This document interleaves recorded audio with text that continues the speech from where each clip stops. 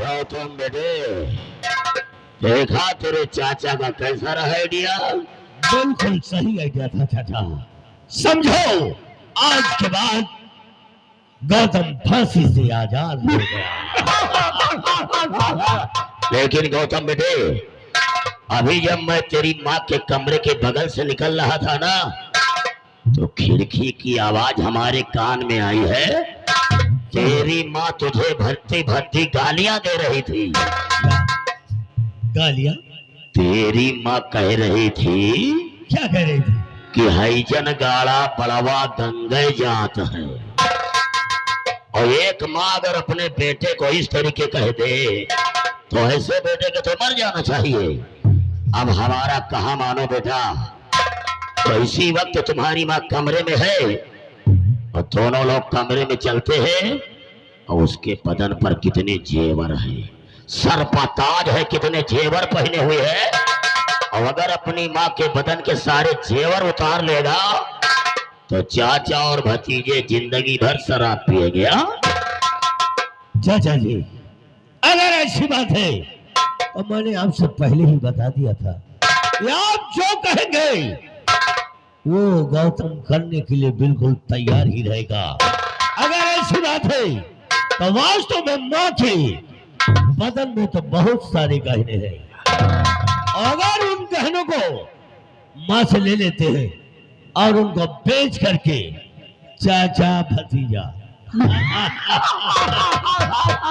जीवन भर ऐशोआराम कर सकते हैं। देर मत करो, आओ तुम्हारी माँ के पास चलते हैं।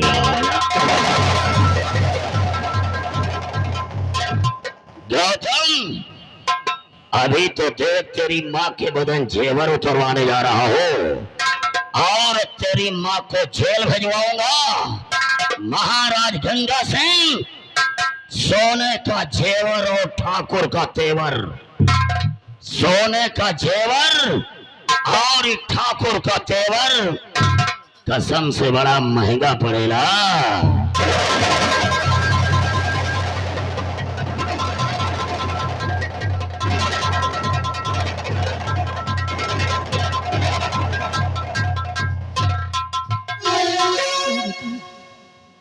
या भगवान, मैंने ऐसा क्या गुनाह किया था? एक औलाद तूने मुझे बख्शा, तो आज मेरा बेटा इतना बिगड़ गया, जिसकी वजह से मेरे बेटे को जेल हो गई। मैं रातों दिन अपने बच्चे की यादों में खोई रहती हूँ। मेरा इकलौता बेटा, अगर उसे कुछ हो गया तो मैं जी नहीं पाऊंगी, जी नहीं पाऊंगी।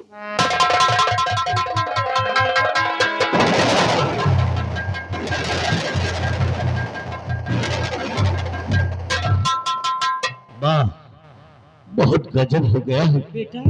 कुछ समझ में नहीं आ रहा है कि जब से मैंने ऐसा दृश्य अपनी आंखों से देखा है, मेरे तो माथा ही चकरा गया है। मेरा माथा। बेटा गौतम, आखिर बात क्या हो गई? बोलो तो सही। मेरी मैया, जरा बात मेरी सुनो।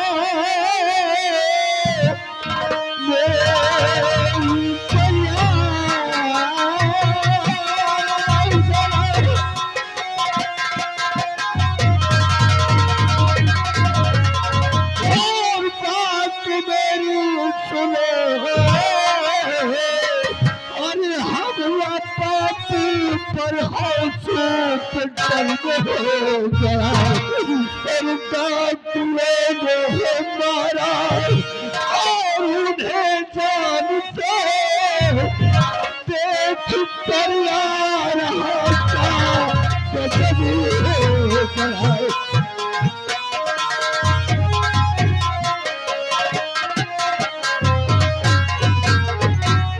बेटा, तू क्या कह रहा है? कह दे कि ये सब झूठ है। झूठ नहीं होगा, पिताजी का खून हो गया है। गंगापुर हॉस्पिटल में 2 गोली से छल्लू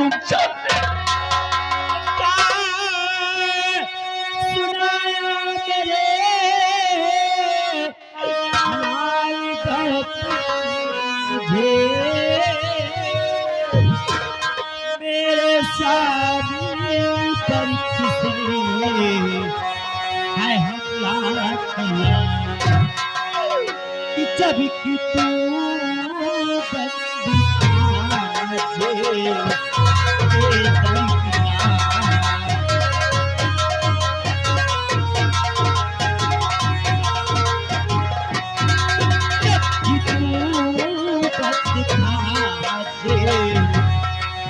बंदी किसने तुझी को हटा हरी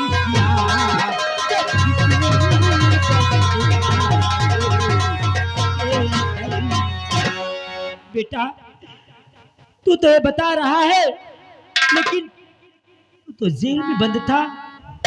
ये कैसे कह सकता है कि मेरे स्वामी का खून हो गया? अगर तू बस मैं यही जानना चाहती हूँ कि जेल से बाहर आया कैसे तू? वही तो मैं किसने तुमको बाहर बताने किया? जा रहा हूँ कि जेल से बाहर मैं कैसे आया हूँ। इसीलिए मुझे कुछ जरूरत पड़ी है, इसलिए मैं तुमसे आया हूँ बताने के लिए।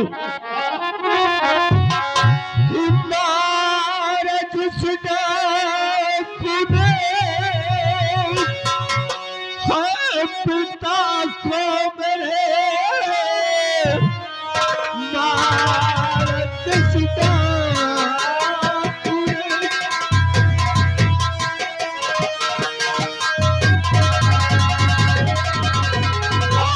पिता को मेरे और पशु ने मुझे जेल दाखिल किया और जितने गहने हैं तन पे और उतारो अभी बहन देने का नाम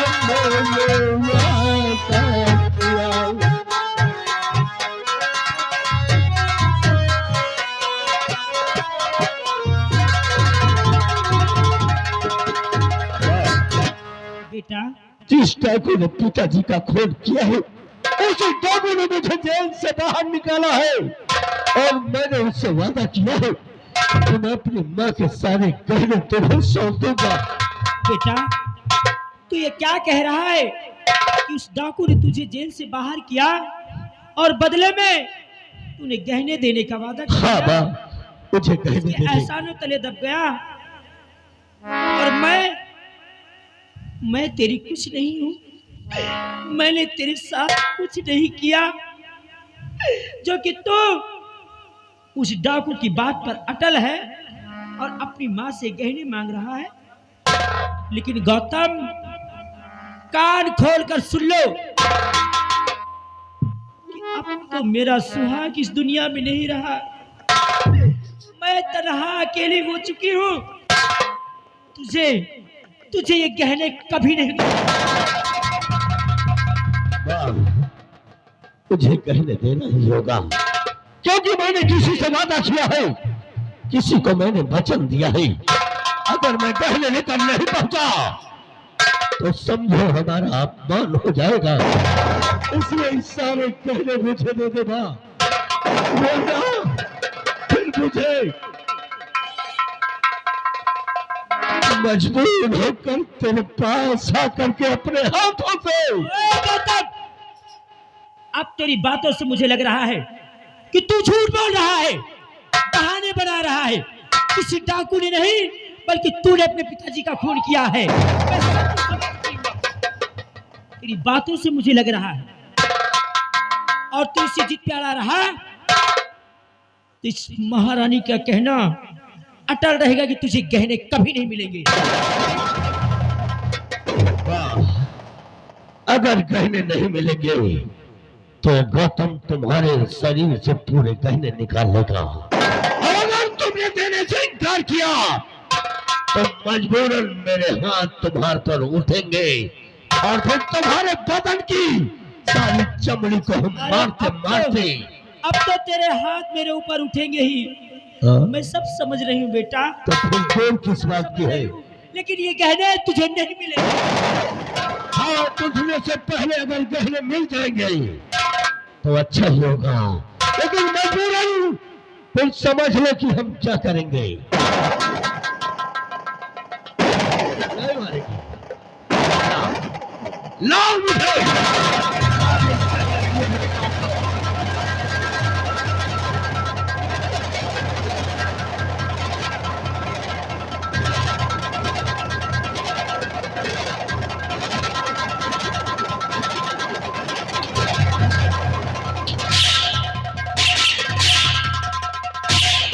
तो चाहे जितने तू हंटे मुझे मार ले, मैं विवश हूँ बहुत वक्त का फेर, इसकी देगा सजा तुझको परमात्मा, इसकी देगा सजा तुझको परमात्मा, देर है उसके घर में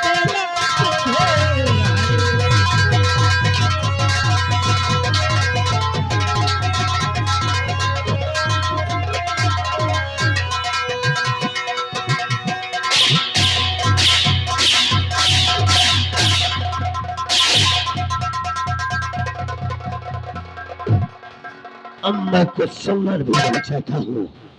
जितनी भी जल्दी हो सके सारे गहने निकाल कर मुझे सौंप दे, वरना मारते मारते मैं तुझे आज मार डालूंगा। तू अच्छा नहीं कर रहा है। एक दिन भगवान तुझे ऐसी सजा देगा तू कहीं का नहीं अरे बचेगा। तू तो उसी दिन मुझे सजा दिलवाई थी तो मां नहीं है, मां के नाम पर तो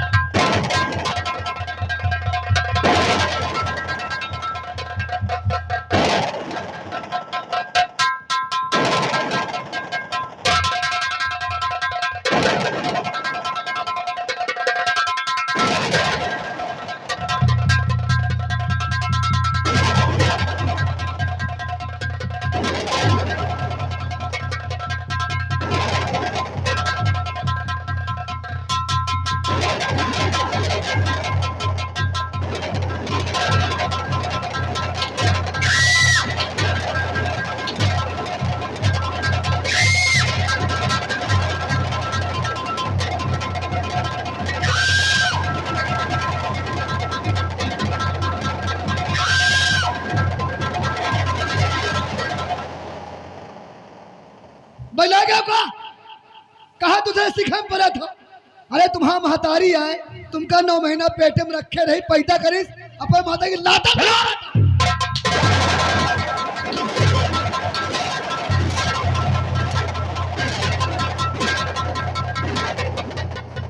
मेरे बीच में कोई नहीं बोलेगा। मैंने उसी दिन कह दिया था कि आज के बाद गौतम की मां मर गई है, वो मां नहीं हो सकती है, वो डायन है, डायन, जिसने गौतम को 3 दिन भूखा प्यासा सलाखों के पीछे गुजार दिया है। बेटा बेटा कहती है तो मुझे। इतना समझ लेना कि तू किसी के बहकावे में आकर ये सब काम कर रहा है ना, तेरे अरमान कभी पूरे नहीं होंगे। एक दिन तू पछताएगा, रोएगा, तड़पेगा।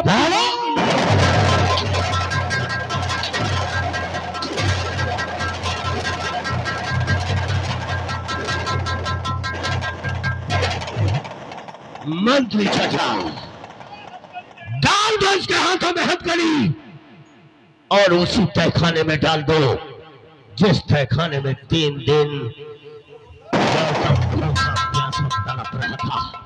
तब इसे सांस होगा हरम जब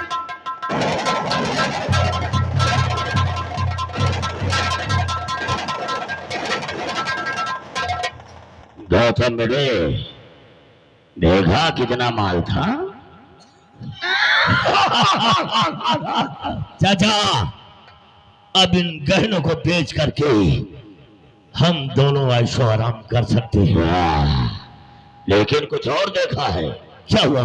जब तुम अपनी माँ के बदन के जेवर उतार रहा था ना, तो तेरी माँ के कमरे के गेट पर नौकरानी खड़ी थी और नौकरानी देख रही थी और गेट पर से बाहर कहीं भागी जा रही है।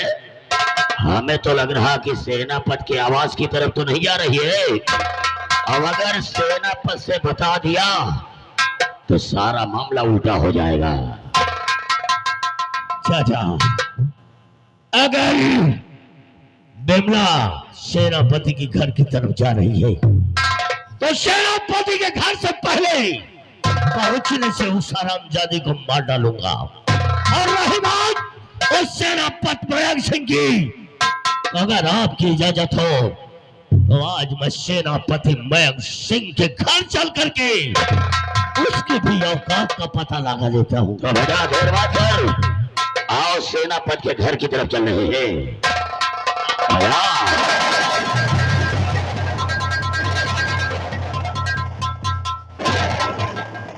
देखे भैया, कल युग लड़कन का अहंकार के लड़का है।